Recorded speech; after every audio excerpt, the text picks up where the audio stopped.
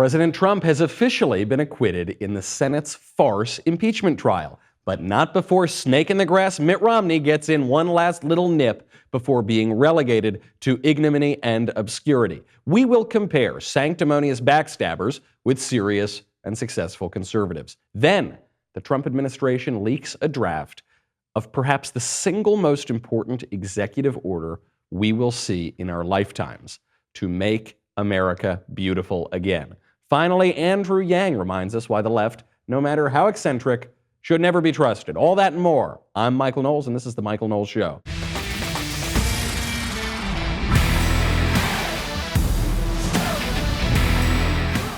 This is the way impeachment ends, not with a bang, but a whimper. It's over. The president has been acquitted. We all knew that that was going to happen, and now it happened. Now it's over, and we can move on.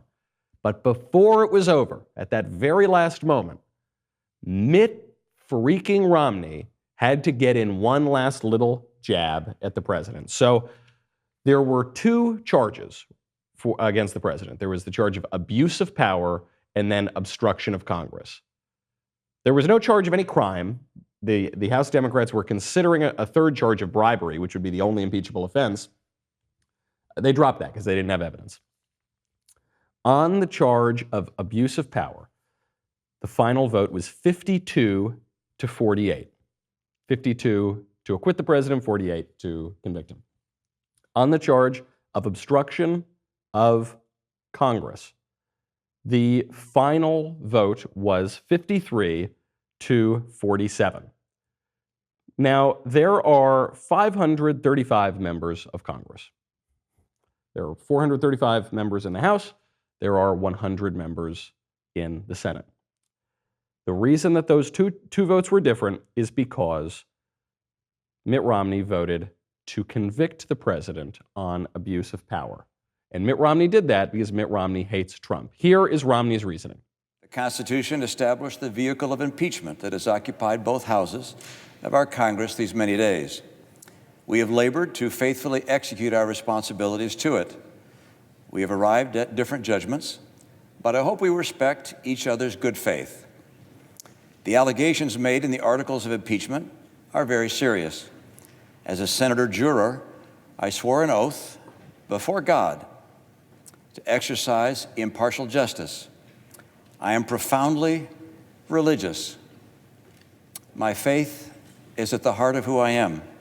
I take an oath before God as enormously consequential.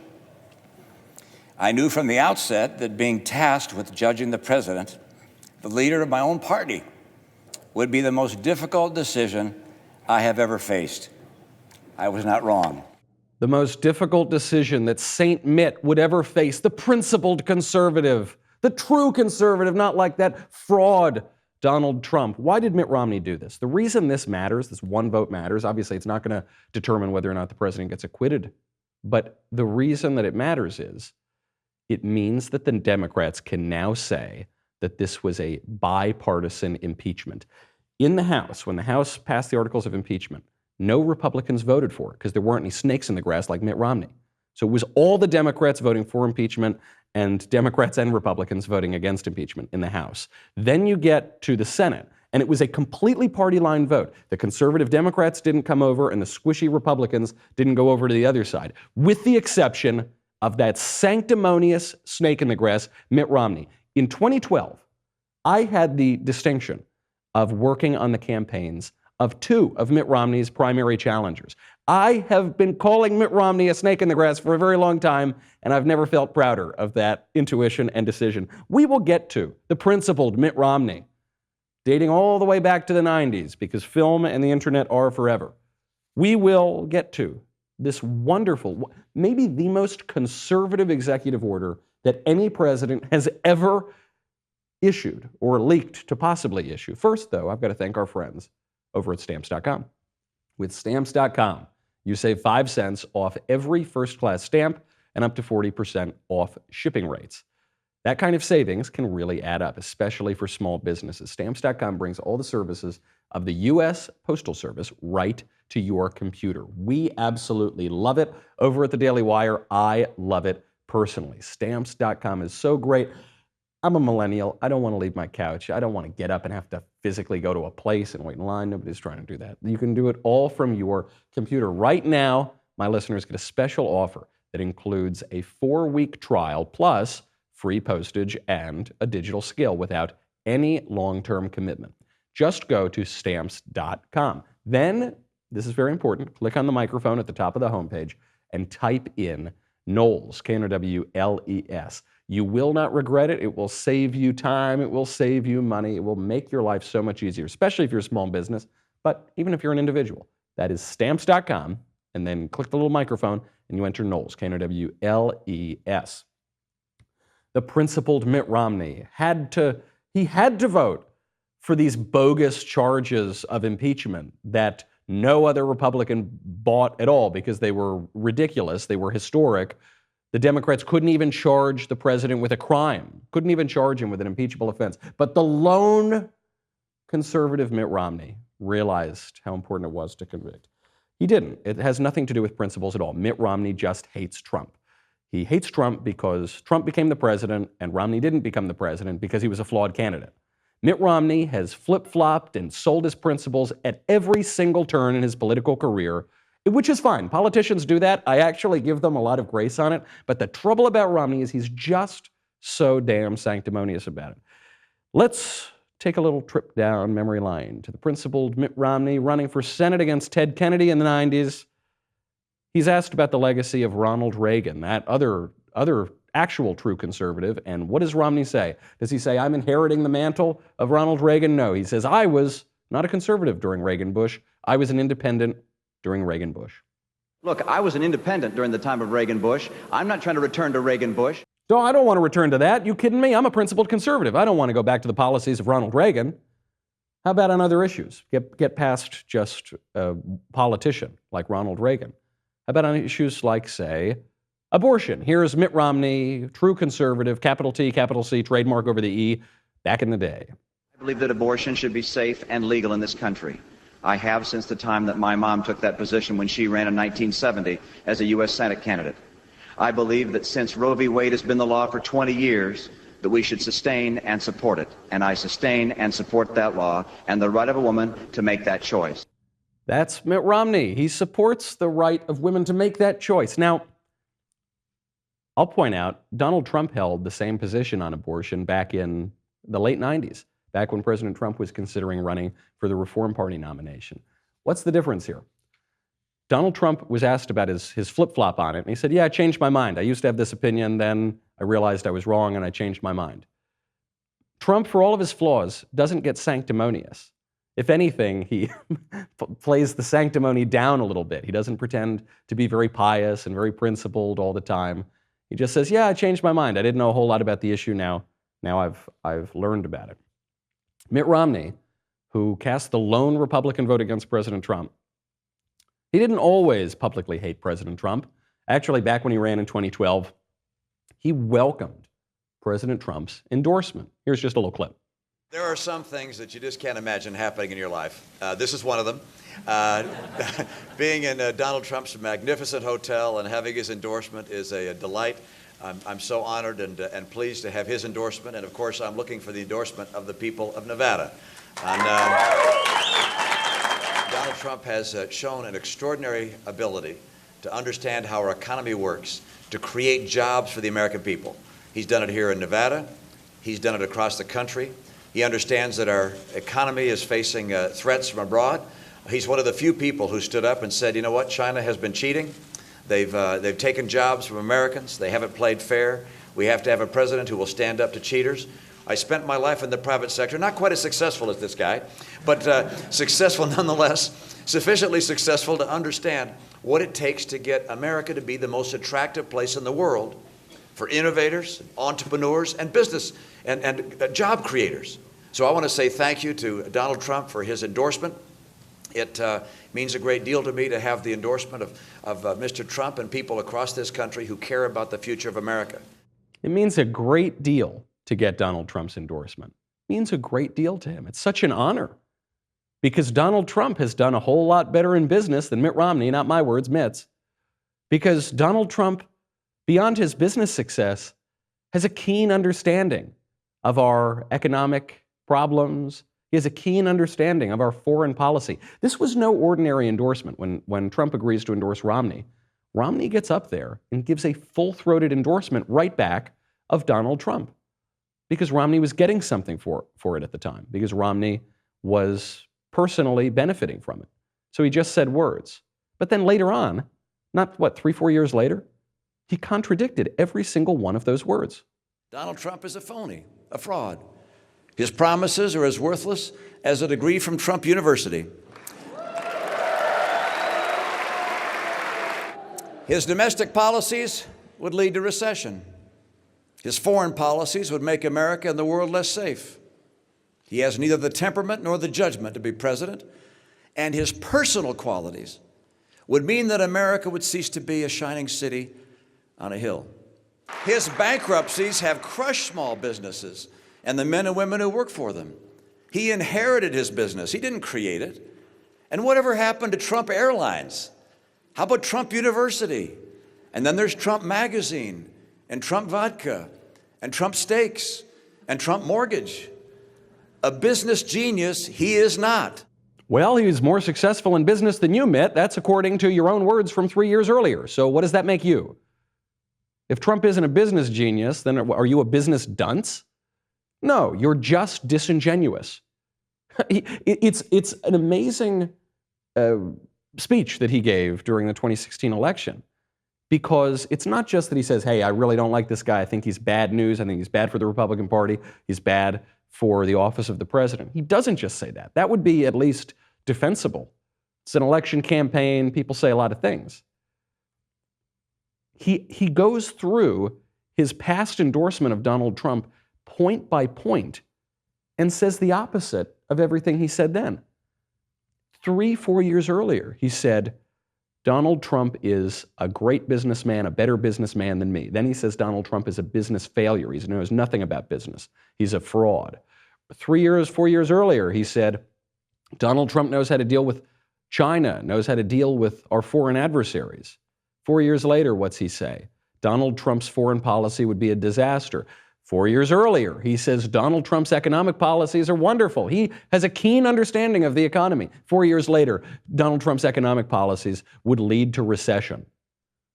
Point by point by point. So he was either lying then in 2012, or he was lying in 2016, or somewhere in that 3 or 4 year period, everything wonderful about Donald Trump that Mitt Romney had praised completely fell apart. Which one was it? Which do you think? Romney has done this his entire career. So he goes after Trump, he lambasts him in the 2016 election, but then that's not the end of the story. Mitt Romney then goes back and thanks the president, embraces the president's support when he was running for senator in Utah just a couple years ago. He tweeted out, quote, "Thank you, Mr. President, for the support. I hope that over the course of the campaign, I also earn the support and endorsement of the people of Utah." Well, if he's a fraud, if he's a disaster, if he's a con man, why the hell would you welcome his support?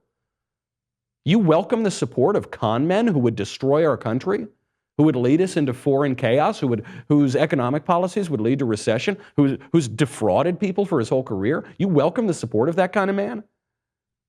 Of course he does. Because Trump was popular, Trump won the election, and Romney is just a glad-handing politician. Okay, fine. Politics make strange bedfellows. I understand that. The problem here is with Mitt's sanctimony. You know, I saw this in 2012. I just knew it. The guy was an empty suit. That's fine. There are a lot of politicians who are empty suits, but then don't stand up there and pretend to be the standard bearer of conservatism, to pretend to be purer than the newly driven snow. Mitt Romney certainly does not get that, and his vote was pure vindictiveness, because it doesn't matter to history. It doesn't. Look, the president's going to be acquitted. It has nothing to do with the arguments. The House impeachment managers did not make a single argument that the president committed an impeachable offense. Not one. They didn't even try. It matters because he had to get that last snippet. The only thing that Mitt Romney had the power to do was to try to make it look as though this was a bipartisan impeachment process. 535 members of Congress, one Republican, that one Republican was the one who voted for this. And I don't think it was out of principles. I think it was out of petty personal animosity. But that's fine, because we're just moving right along. And there was a news report last night that President Trump is considering issuing an executive order that no one's really going to talk about. It's actually only being discussed in architectural blogs, but it is maybe the most important executive order of my lifetime that we will ever see. We'll get to that in a second. First, I have got to ask you a favor.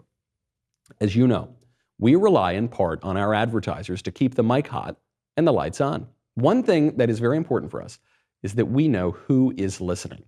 That's how we make sure that we're featuring advertisers that you want to do business with. So, if you have just a few minutes to spare, I would really appreciate it if you would visit thepodsurvey.com to fill out a short survey about yourself. Once we have enough information, that helps us find advertisers who you want to hear from. So visit thepodsurvey.com. It'll take just a few minutes. And you know what? You got 5 minutes, don't you? Come on, we all have 5 minutes. Just complete the survey and please help my team bring you advertisers who you want to hear from. This executive order that President Trump is considering is called the Make Federal Buildings Beautiful Again executive order. We've got Make America Great Again. Now we've got Make America Beautiful Again. Now, who cares about federal buildings? I do. I care a lot. I have been in Washington, D.C. for 3 weeks now filming the Verdict podcast with Ted Cruz. And it's wonderful. I love being in Washington because in certain areas of D.C., the architecture is really beautiful. You walk by the White House, you walk by Treasury, you walk by all of these beautiful classical buildings, and you say, wow, this is grand. I feel good about my country. I like seeing beautiful things. And then parts of DC, you walk by some of the buildings that were built in the 60s, 70s, 80s, and they're hideous. They're just ugly buildings. Some built in that brutalist style of architecture, which is just ugly. President Trump is considering passing an executive order mandating a return to classical architectural style for federal buildings. He wants to stop wasting your taxpayer money on ugly buildings, and I could not be more pleased about it. So the draft of the executive order is, the classical architectural style shall be the preferred and default style for new and upgraded federal buildings. It suggests that we should have buildings that remind us of the classical models of democratic Athens and Republican Rome. And we had this for the early buildings in Washington, D.C., and then a bunch of lunatics decided to make everything ugly in the 60s and 70s. In 1962, the federal government issued the guiding principles for federal architecture. And what the guiding principles said was that, quote, an official style must be avoided. Went on, it said, design must flow from the architectural profession to the government and not vice versa. So whatever artists want to make of our federal buildings, that's what they should be able to make. Now, of course, that doesn't make sense because the federal government is hiring the artists. But what the order more or less said was federal buildings should look hip and modern and avant-garde and hideous. So the draft document uses these words, dignity, enterprise, vigor, stability, and declares officially that brutalist and deconstructivist styles of architecture, those just ugly styles from the 70s, quote, fail to satisfy these requirements and shall not be used. I love this. You know, the great Roger Scruton, who just died recently, but he was maybe the greatest living conservative philosopher. He didn't spend all his time talking about tax policy or certain political issues. He talked about beauty. Edmund Burke, who was the first modern conservative philosopher, he was an aesthetic philosopher. He was a philosopher of beauty.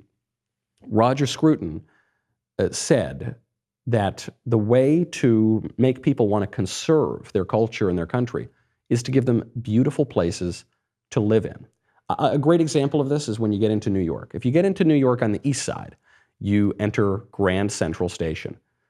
It's grand, it's big, it's built in the Beaux-Arts style of architecture, ornamented, grand. You walk in there and you feel like a king.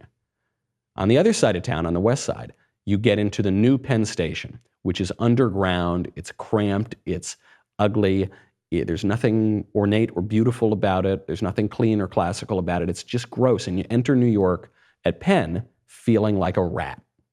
Those are the differences. It actually matters. I mean, I think conservatives, we're so pragmatic sometimes that we just care about lowering our taxes, getting to keep our guns, and moving on with our lives. But when we look around us, that affects how we feel. Our environment affects how we feel, how we behave, how we feel about ourselves and about our country. There's a reason people come from all over the country to look at those big, beautiful buildings in Washington, D.C.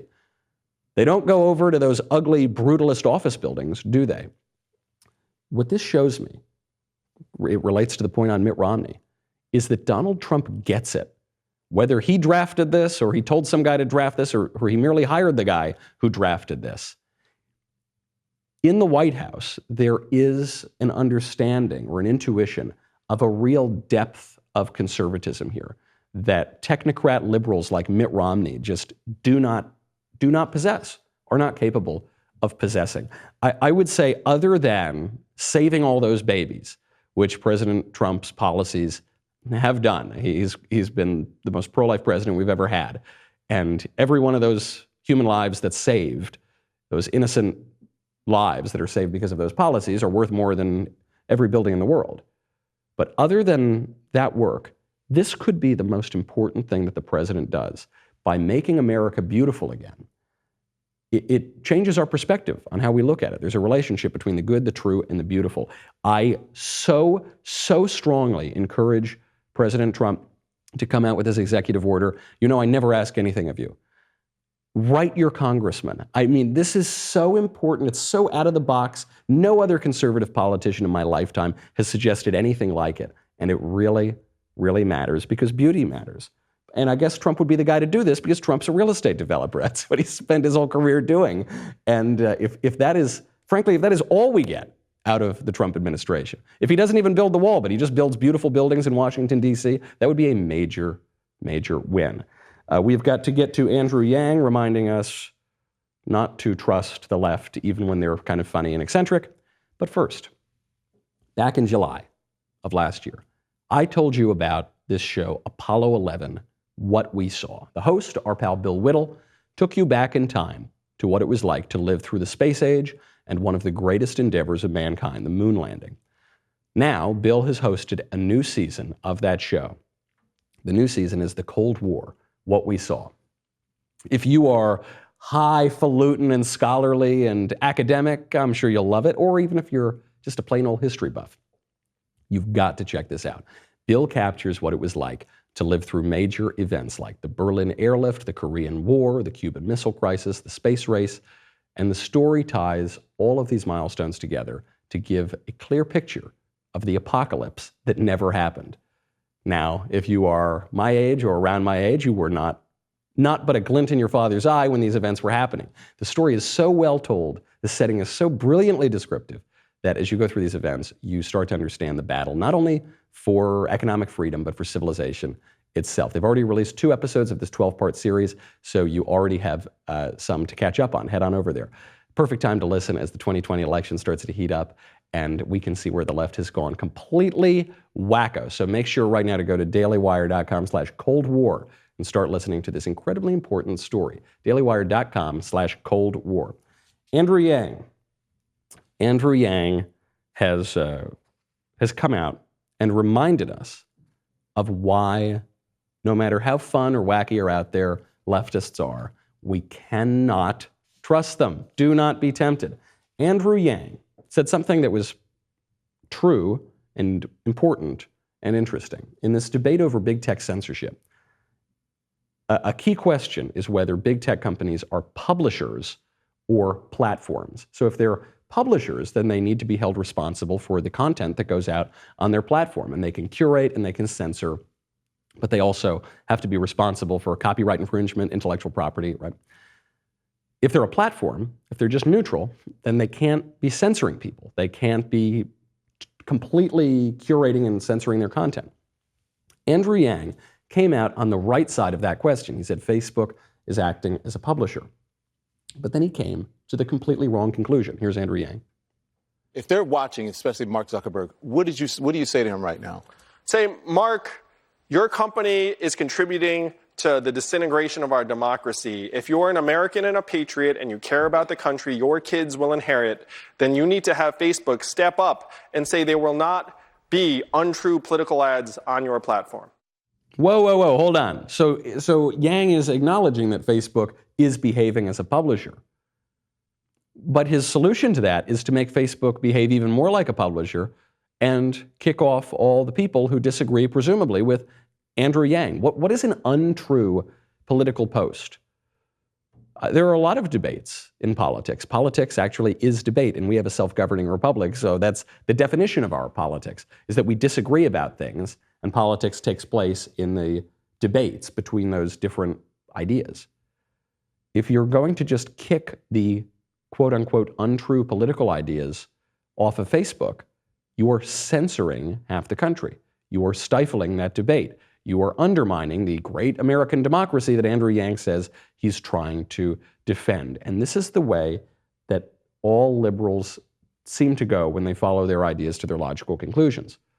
Whether they are establishment liberals like Joe Biden or wacky socialist liberals like Bernie Sanders or Elizabeth Warren, or techno-futurist liberals like Andrew Yang. It all seems to converge on this point of liberalism being the only valid viewpoint. And any viewpoint that contradicts liberalism has got to be gotten rid of. They all do it to different degrees, and Andrew Yang is now showing his cards. He goes on. You said they're going to make them. What do you mean by make, Mr. Yang? Well, my first preference is to sit down with a major organization like Facebook and say, hey, do the right thing. But if they don't want to do the right thing, then we have a legislature for a reason. We should just pass a law saying Facebook should not have verifiably false political advertisements on their platform. And if they do, then they should pay a penalty accordingly. Verifiably false political advertising. What is verifiably false political advertising? If I come out and say, we need to lower taxes, or the economy is not going to grow. Is that verifiably false? A lot of liberals would say it's verifiably false, and they'll pull up a ton of statistics and a ton of studies to show that what I said is verifiably false. What if a liberal comes out and says, we need to raise taxes because that'll be really good for the economy? Is that verifiably false? Yeah, damn right it is. I could pull out a lot of statistics and a lot of studies on that too. And then we could debate it and argue about it. Once we get past the statistics, we'll get down to first principles and the actual philosophical debate that we're having. And what Andrew Yang wants to do is kick one of those points of view off of Facebook. And I suspect it's not going to be his point of view that he's kicking off. It's probably going to be something closer to my point of view. Listen to the way he talks about it, how cavalier he is. How would you deal with this, Mr. Yang? Look, I would sit down Mark Zuckerberg and I'd say, hey, Buster, I know you operate a private business. I know you're trying to foster the new public square, but I need you to shut up my political opponents. All right, be a good guy. Do me a favor, okay? And then if he doesn't do him the favor, he's going to force him through the federal government. That's the way liberalism ends. You know, during this 2020 campaign, conservatives have variously flirted with different candidates. So some people got a real kick out of Andrew Yang. I actually got a real kick out of Andrew Yang. Some people got a kick out of Tulsi Gabbard because Tulsi went after Hillary Clinton. Now she's suing Hillary Clinton.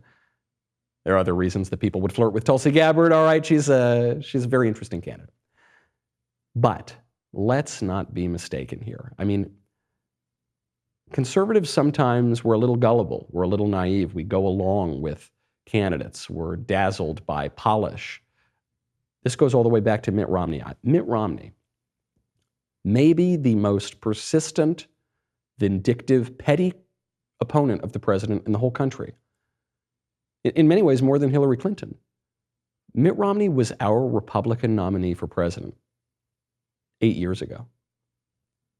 Now, I knew that was a bad idea. That's why I've worked for two of his opponents. But the GOP nominated that guy. That's how duped we were. We should not allow ourselves to be duped over and over again. We've got a really nice period of conservative governance. Not perfect. There's certain things that I don't agree with that the Trump administration has done. That jailbreak bill prison reform that he keeps touting. I don't like that. I think it's a bad idea. I think it's bad policy. Might be smart retail politics, but it drives me nuts. A few other things he's done that I don't really like. But on the whole, this has been the most conservative administration in modern times for 100 years or more. That's a pretty good thing. I think we should encourage those victories, especially on something as profound and conservative and esoteric and out of left field as making buildings beautiful again. Something as simple as that. We need to encourage that kind of governance. We need to be very wary of these political wolves in sheep's clothing, whether that be the kind of eccentric liberal on the Andrew Yang side of things, or whether that be the former GOP nominee for president, Mitt Romney. We have got to get to the mailbag, but first, it feels like 2020 has been going on forever, like it's almost over, right? Truth is, we're just getting started. The race for president is heating up now, and because we know that you need to stay up to date, we're giving you 20% off all memberships. That's 20% off all memberships when using promo code DW2020. Members get our articles ad-free, access to our live broadcasts and show library, the full 3 hours of The Ben Shapiro Show, select bonus content, access to the mailbag, and now election inside op-eds from Ben Shapiro. Plus, our new all-access tier gets you into live online Q&A discussions with me, Ben, Drew, Matt Walsh, plus our site's writers and special guests. You ask, we answer, and the leftist tears tumbler just goes glug, glug, glug. Download the Daily Wire app, a member exclusive, so you can get push notifications straight to your phone. That's promo code DW2020 for 20% off. Join today and stay informed on all things 2020, because boy, oh boy, what a start to the year. Head on over to dailywire.com. We'll be right back with the mailbag.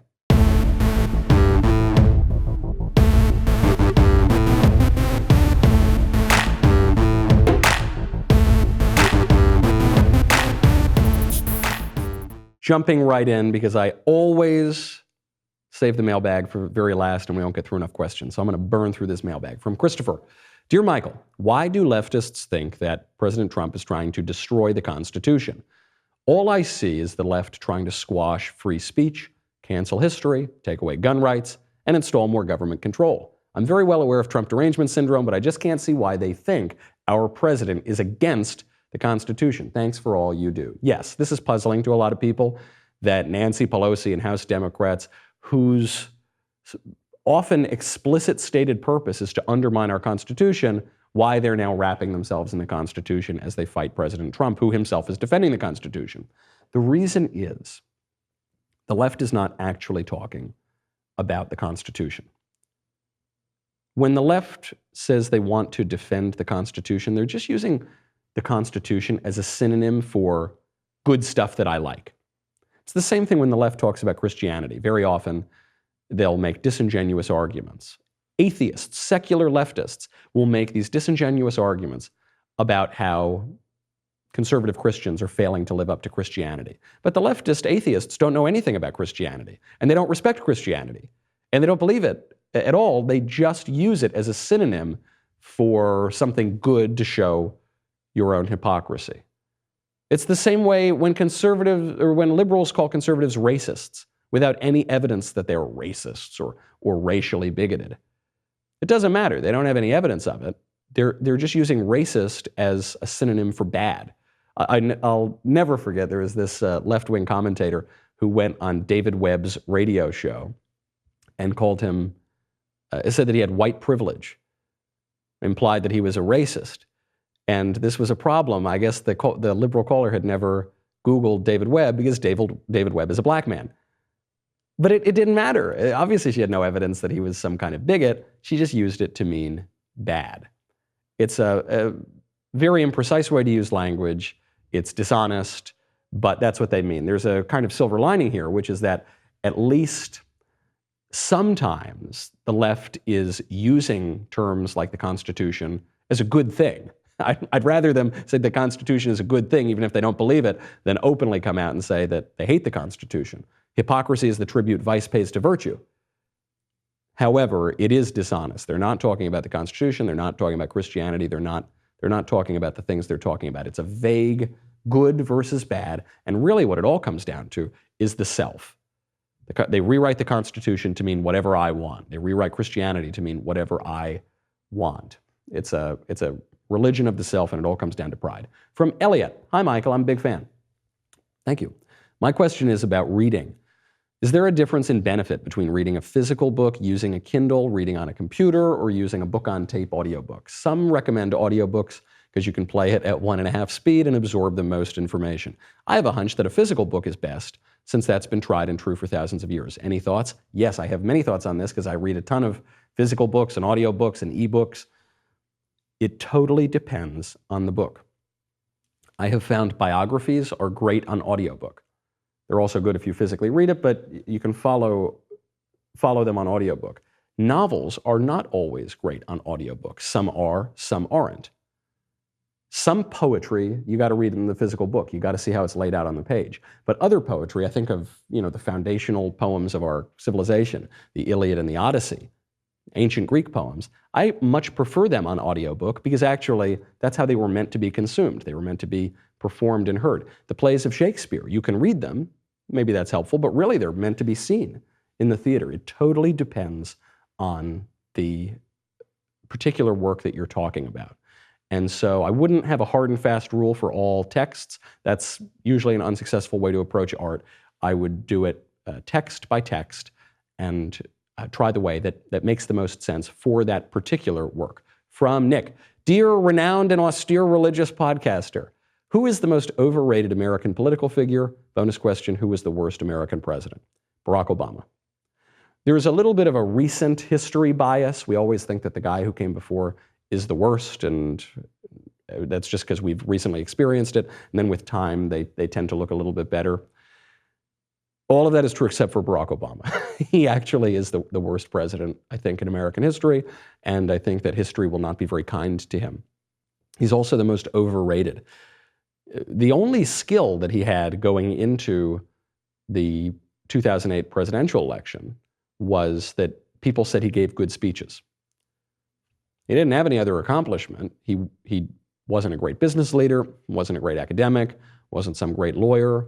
His only credential was that he was a community organizer, whatever that means. He was just a kind of political activist.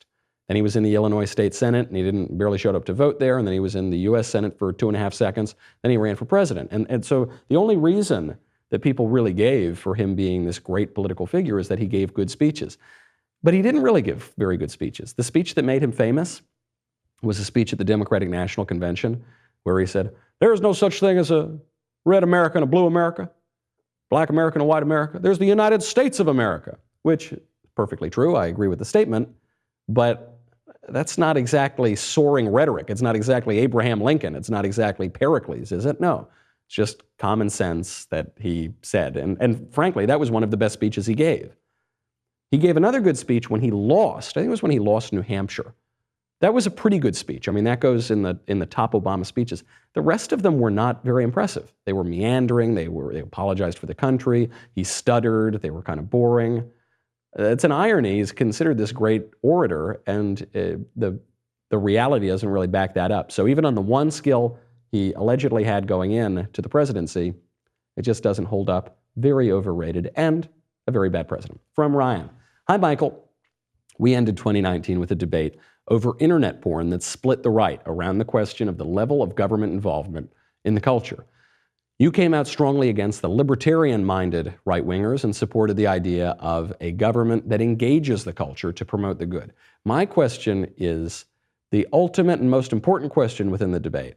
Can the market alone provide us with enough libs to own, or does the government have a duty and responsibility to provide us with them as well? Thank you. Wow, that is a profound question, and I did not see it going in that direction. Does the government have a role in providing us libs to own, or will the market naturally provide enough libs to own? The market will provide libs to own. This is an area where markets are really, really efficient. The government cannot get involved in owning the libs because of the 13th Amendment. We're not allowed to own people, obviously, according to the government. But the libs are a sort of special case because they offer themselves to be owned so often, and There is no shortage of supply here. You saw this most especially this week from the House Democrats at the State of the Union, where Nancy Pelosi was just sitting up there muttering to herself because the president had driven her so crazy. And you saw this in the impeachment trial, where all the Democrat libs and that one Republican lib, Mitt Romney, just got totally owned. I mean, there were so many that even one of the Republicans became a lib and got owned. The market is doing very well here. We need to reduce regulation and allow the invisible hand to allow us to keep drinking from that leftist tears tumbler. From John, I know you have an appreciation for several modern movies. My question is, are there any modern music artists that you particularly enjoy? Any pop music artists or songs that you like? Thanks. Yes. Very obscure. In many ways, you might not expect this from me because I'm just, I listen mostly to classical music and old music. I love Stomp Cat. I love Marion Hill. And I love Sam Shui. Those are pretty modern artists that I like. But that's it. Other than that, all classical. From Jacob, greetings, Michael. Do you think the division between the left and the right has any chance of being mitigated? I see a real contempt from both sides for their opponents. I'm not sure the problem will do anything but worsen. I'd love to hear your view on this issue. I do see a lot of rancor and polarization, but I don't think it's equal on both sides. I think that the left broadly seems to despise the right. Hillary Clinton admitted this in 2016. She called the right deplorable and irredeemable, and they have doubled down on that, and they call us racists and awful and terrible. And I mean, you remember there was some kid from Covington High School showed up on the National Mall wearing a Make America Great Again hat, minding his own business, starts getting verbal abuse from adults, a black supremacist, and some Native American activist banging a drum in his face. And the mainstream media pilloried the kid, said that he had the most punchable face he ever saw. So I think the left really doesn't like the right very much, and I think the right is bewildered by this. I don't think they have a genuine disdain or contempt for our left-wing friends. We can't unilaterally disarm. We've got to keep fighting that cultural fight, and maybe we'd all like to get along, but in war and in politics, your opponent, your adversary, gets a say in that. Now, I do think there will be some pushback. There will be a swing back in the other direction.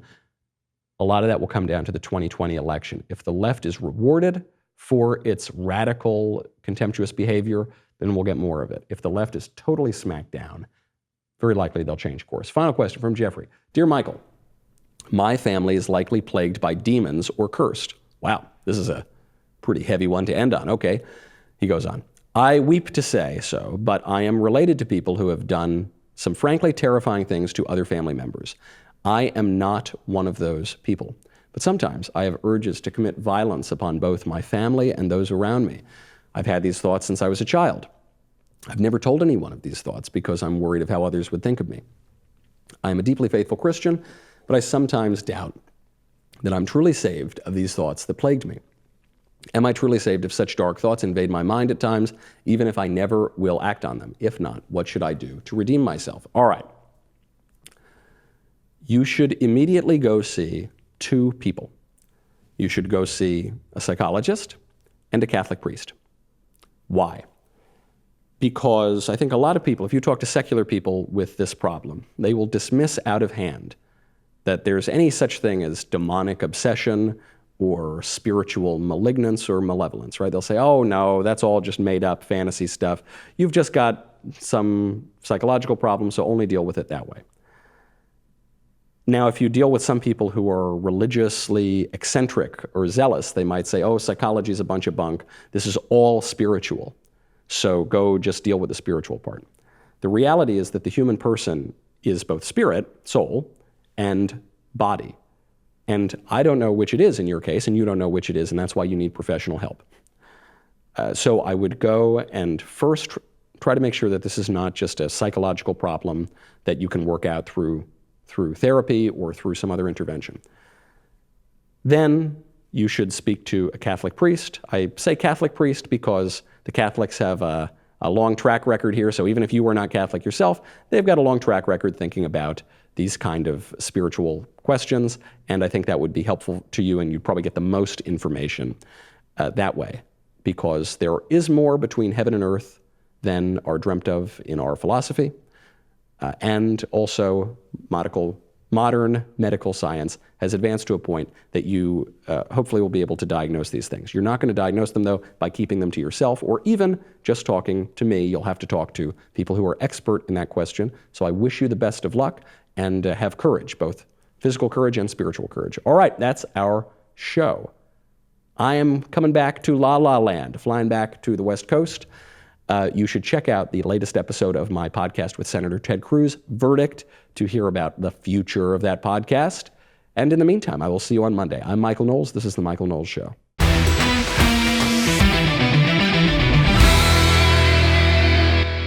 The Michael Knowles Show is produced by Ben Davies. Director, Mike Joyner. Executive producer, Jeremy Boring. Senior producer, Jonathan Hay. Supervising producers, Mathis Glover and Robert Sterling. Technical producer, Austin Stevens. Assistant director, Pavel Wadowski. Editor and associate producer, Danny D'Amico. Audio mixer, Robin Fenderson. Hair and makeup, Jesua Olvera. Production assistants, McKenna Waters and Ryan Love. The Michael Knowles Show is a Daily Wire production. Copyright Daily Wire 2020. Hey everyone, it's Andrew Klavan, host of The Andrew Klavan Show. Well, with Iowa, the State of the Union, now Trump's acquittal, the Democrats have had their worst week since Appomattox. We will mock them and hear the lamentations of their women. The Andrew Klavan Show, I'm Andrew Klavan.